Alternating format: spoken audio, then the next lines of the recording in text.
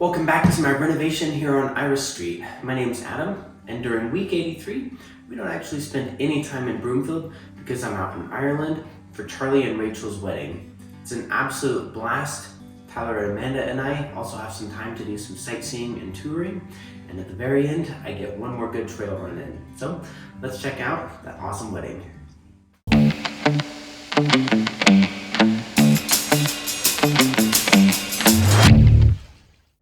I forgot to bring a white collared shirt for Charlie's wedding, so I'm off to a store called Marks & Spencer to see if I can find one.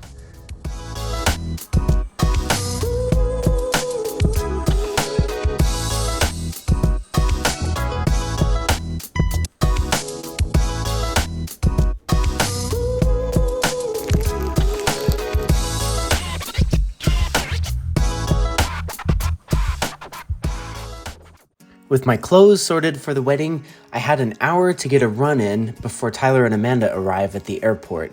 So I ended up going back to the park that I went to on my first night in Dublin. It's a lot prettier during the day.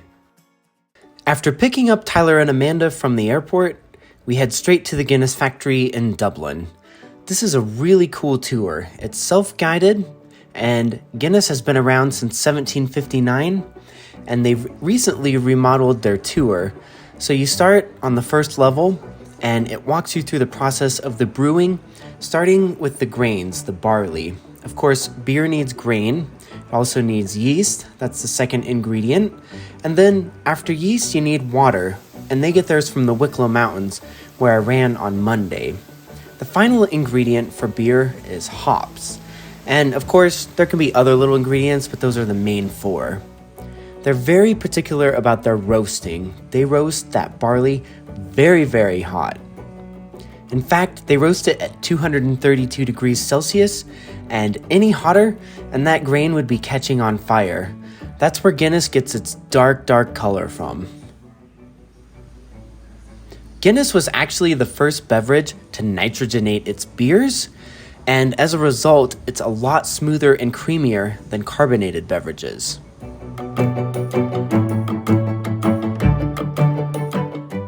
As the tour progresses, you ascend through the levels and finally arrive at a tasting area. We refer to it here as the home of the black stuff. Right? But when held up to the light here, it's hard to see it in here. Can I remember reading the true colour of Guinness? Ruby red, yes, man. Ruby red. Second, who obviously didn't get a portrait until latter years. And then the closest to me is his grandson, Benjamin Lee Guinness. Benjamin actually has a statue. It's the only statue that's outside St. Patrick's Cathedral. Very unusual. I'm a brewer outside the church, but this is Ireland. He paid for rebuilding and restoring it way back.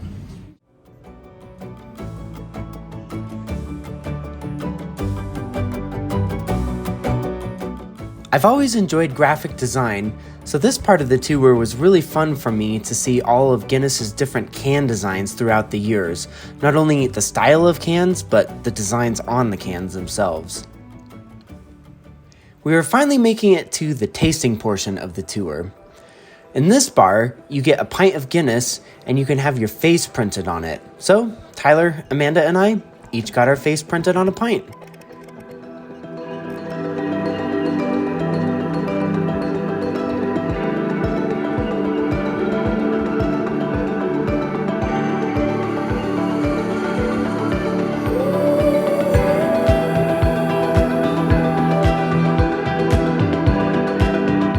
At last, we've made it to the Gravity Bar.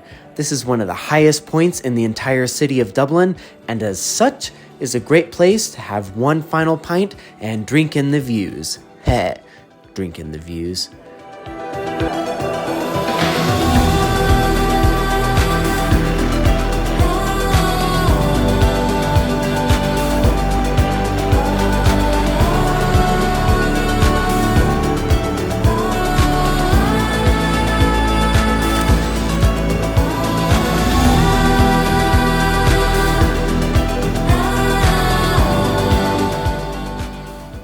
You descend back down to the gift shop, and oh my goodness, it's easy to spend some coin there. They've got everything. When I lived with Charlie, He told me that one thing I need to try in Ireland is their curry. So, at dinner time, I decided I would give it a go, and yeah, it was pretty awesome. So, after dinner and walking around Dublin a little bit, it was time for bed.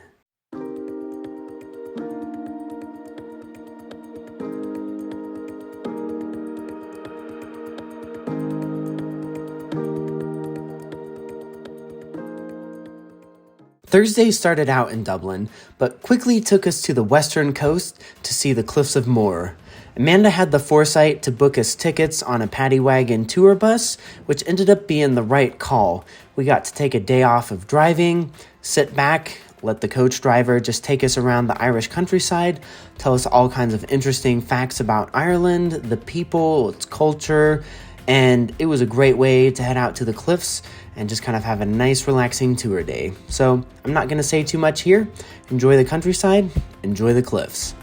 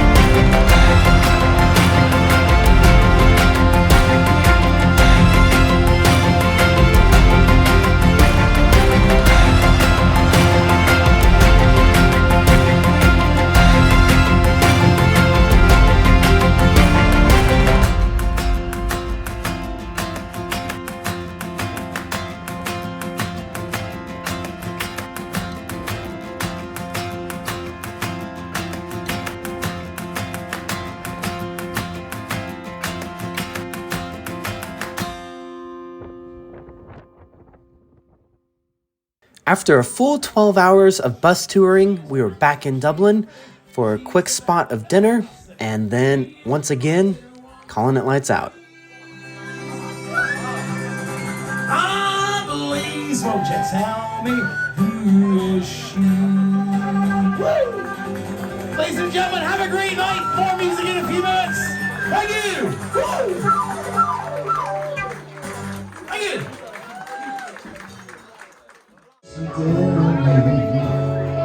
Yes, I do. Don't let me down.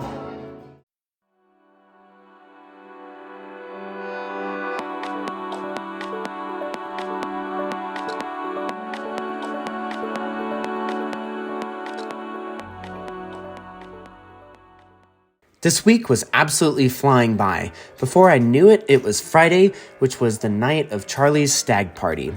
I got to meet all of Rachel's 6 brothers as well as his old mates from school, and this was just a cool way for us all to bond and get to know each other.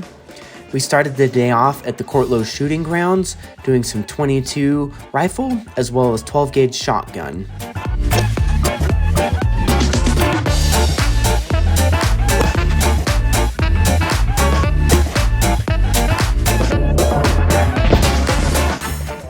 Never knew Charlie was such an athlete.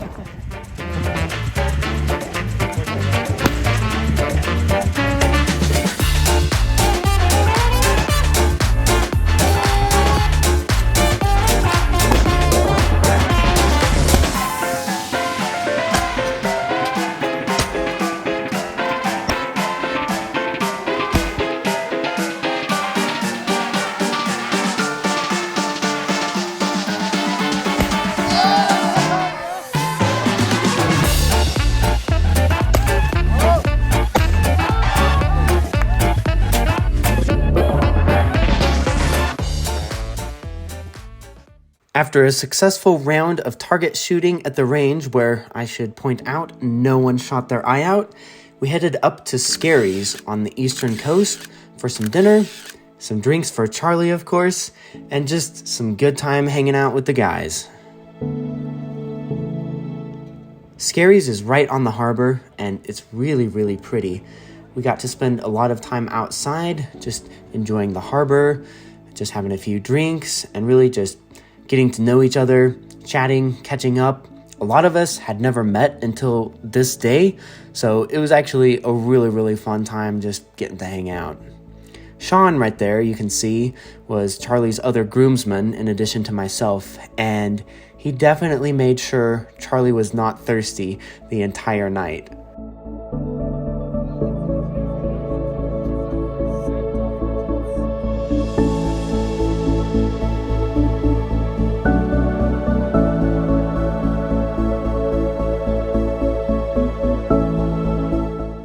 After a few more drinks in the pub, that's how Stag Night ended. Successfully, safely, and certainly not with Shaun goading Charlie into swimming in the harbor at 2 a.m. Unless maybe that did happen, and maybe that caused us to miss our taxis, and so maybe Branton and I ended up running 4 miles back home to our Airbnb. But who can say?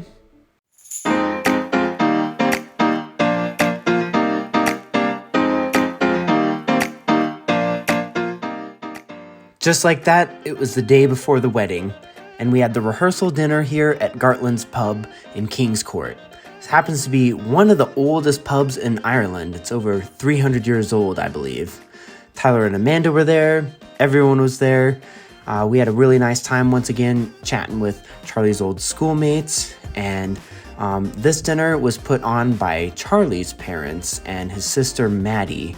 And so this was kind of their contribution to the wedding. And there was a full Irish band playing guitars. There's Rachel's family. It was really fun. Just another nice time. I think about 80 people came to get to know everyone.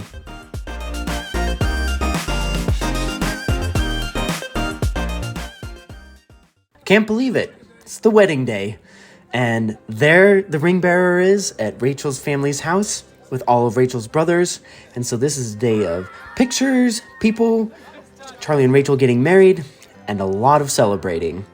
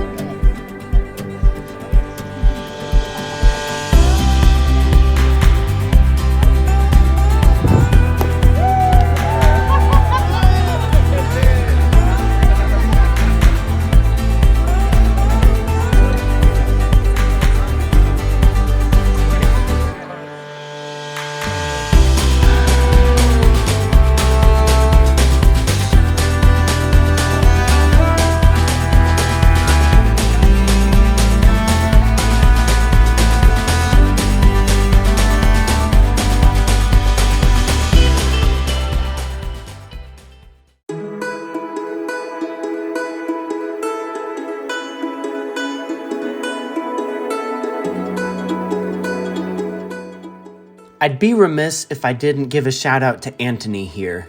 Despite battling ALS for over 2 years, he made it to Rachel's wedding in style, and boy did he give one tearjerker of a speech during the reception. I should add, his dry, witty, sarcastic sense of humor was still at full strength, and if you let your guard down for even a second, he'd get you. With that, the reception portion of the evening kicked off.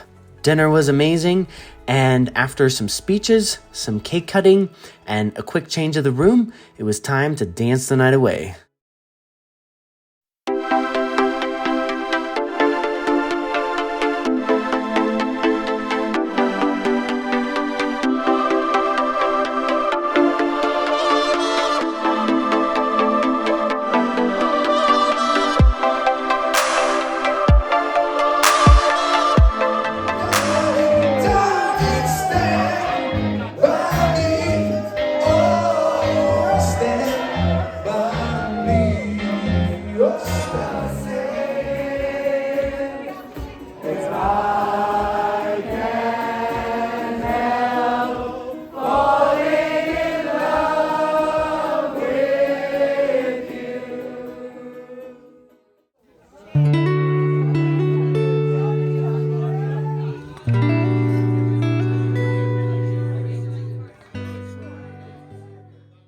You really haven't been to a wedding until you've gone to an Irish wedding. This one lasted until about 4:30 in the morning, and after a few hours of sleep, which wasn't really enough, I headed up to Bettystown on the coast to spend my final day having a little R&R by the seaside. Later in the evening, around 6 p.m., I decided it would be nice to get one last run in. So, after checking in to this little hotel by the coast, I headed out to run up and down the coastline of Bettystown. This was the perfect way to end the week. Super chill, really no elevation gain because it's the coastline, but really refreshing and really rejuvenating, and man, I could get used to living in Ireland. You have mountains, you have forest, and you have the beach, and depending on what you want, there it is for you. I should point out, my nieces love seashells, and this portion of the coast was littered with them.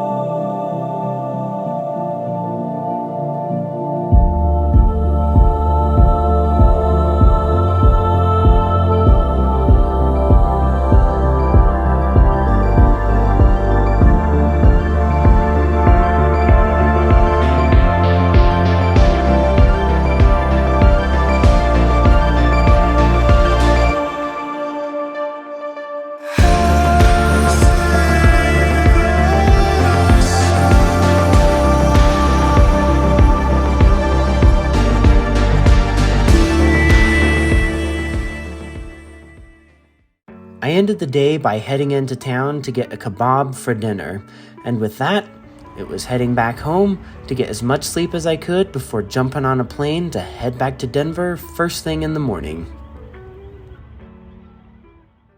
I must say, it was a little bittersweet saying goodbye to this 5-speed manual Peugeot, but I was also looking forward to being back home in Denver, Colorado. So, after a couple of hours of waiting at the Dublin airport, I was on a flight to a connecting flight in Charlotte, and then before you know it, I'd be back home in Denver. This was an amazing trip. I love Rachel's family. I love Charlie's family. I love Ireland. What can I say? If you get a chance to head out there, do it. The land is amazing. The people are amazing. The food is amazing. And hell, traveling's amazing. So, thanks for watching. I'll see you back at the house next week for actual remodeling. Made it back.